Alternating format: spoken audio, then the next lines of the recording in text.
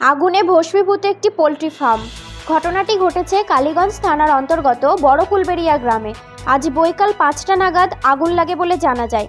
স্থানীয়দের প্রচেষ্টায় আগুন নিয়ন্ত্রণে আসে, তবে হতাহতের কোনো খবর নেই।